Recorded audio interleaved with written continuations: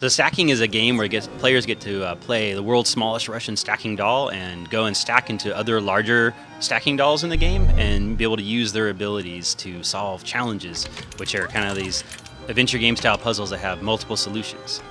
And the player can try to just do them once, or they can try and find all the solutions, and ultimately Charlie saves his family by doing this. Yeah. So it's like an adventure game where you get to play with all the characters in the world as if they were verbs in an adventure game or toys. So you can jump in and like use their special abilities and use them to solve puzzles, or just use them to have fun as you go around the world. And you can solve puzzles many times, like we always try to do in old adventure games. But here you actually get rewarded for it because you can solve them right away. So one of the best parts of the game, I think, is just finding all the different dolls in the world and trying out all their different abilities. And their abilities are fun just to use even outside of trying to solve puzzles. So one of my favorites from the early part of the game is a guy named Meriwether Malador, who actually just flatulates. So you can just fart on people and you can kind of they run away in disgust, and it's just kind of fun to do. But the player can also use that power to fart into an air vent, and it'll blow the stink through a lounge and kind of empty people out of the lounge the player wants out, but has no other way of getting inside.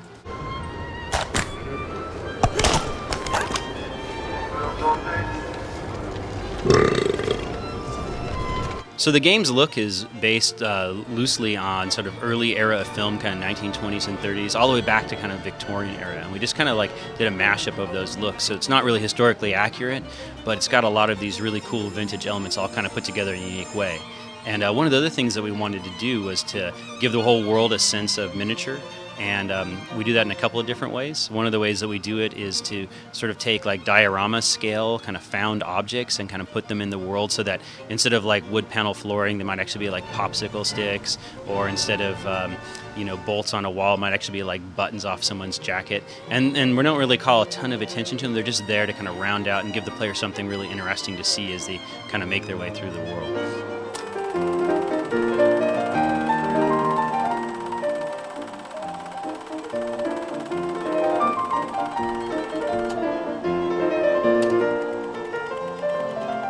One of the goals with Stacking's game design was to make a game that could appeal to different types of gamers, more casual people, more core people, and we do that in a couple of ways. I think one of the things that would appeal to a casual person is that, like classic adventure games, you can play it on your own pace. There's not a lot of death conditions or a lot of sort of tension that way, and you can take your time talking to people.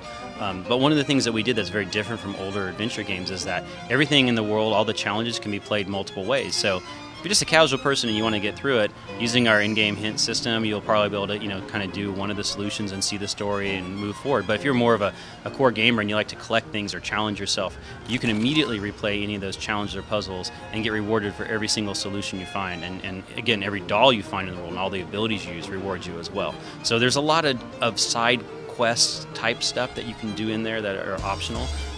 But you don't have to. If you just want to experience the story and have fun stacking and finding dolls and seeing the charm and humor, you can do that as well.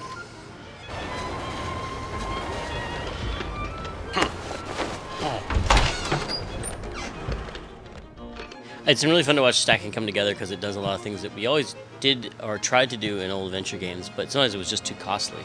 Like having multiple solutions for puzzles. We tried to do as much as we could, but since they're all kind of special case, it was hard to get a lot of them done, and also knowing that a lot of players wouldn't see them. And here in the game, it's not, you don't have to just play the whole game many times to see all these. You can actually, if there's a particular puzzle that you really enjoy with characters that you liked, you could replay that solution 5 times and play another solution just once, and see a lot of multiple solutions that way. And then also, turning all the characters into toys is something we always tried to do. Like way back in Day of the Tentacle, we had there was a fountain pen and you could squirt ink, and we made it so that you could go to every character in the game and squirt ink and make ink appear on their chest. But that was a lot of work, and we wanted to do that for everything in the game, but we just didn't have time. But in stacking, they've made every special ability that you use, you can go around and see what it does on every other character, and they all have a different way of reacting to it. It's been a really cool opportunity at Double Fine to try and tackle smaller games with high fidelity. We really want to still bring a lot of original ideas and creativity and really high fidelity visuals to these smaller games. Because for us, just because it's a downloadable game that we make in about a year, it should still be as compelling and as awesome and as original as anything we do in a bigger game. We didn't want to make games that look cheap, even though we wanted to make them quickly, because it's fun to have a game come to market soon after you have the idea for it.